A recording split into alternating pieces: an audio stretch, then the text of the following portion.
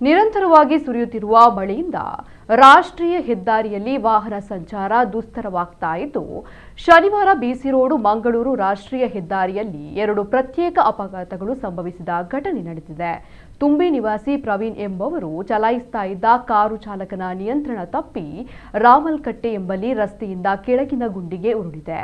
ಅಪಘಾತದಲ್ಲಿ ಕಾರು ಹಾನಿಗೊಳಗಾದರೂ ಚಾಲಕ ಯಾವುದೇ ಗಾಯಗಳಿಲ್ಲದೆ ಅಪಾಯದಿಂದ ಪಾರಾಗಿದ್ದಾರೆ.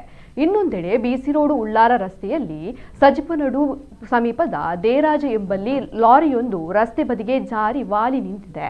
ಈ ಘಟನೆಯಲ್ಲಿಯೂ ಯಾವುದೇ ಅಪಾಯ ಸಂಭವಿಸಿಲ್ಲ. 2 ವಾಹನಗಳನ್ನು ಶ್ರೀ ದುರ್ಗಾರಾಜರಾಜೇಶ್ವರಿ ಕ್ರೇನ್ ಸಿಬ್ಬಂದಿ ಸುರಕ್ಷಿತವಾಗಿ ಮೇಲಕ್ಕೆತ್ತಿದ್ದು ಬಳಿಕ ರಸ್ತೆ ಸಂಚಾರವನ್ನ ಸುಗಮಗೊಳಿಸಲಾಯಿತು.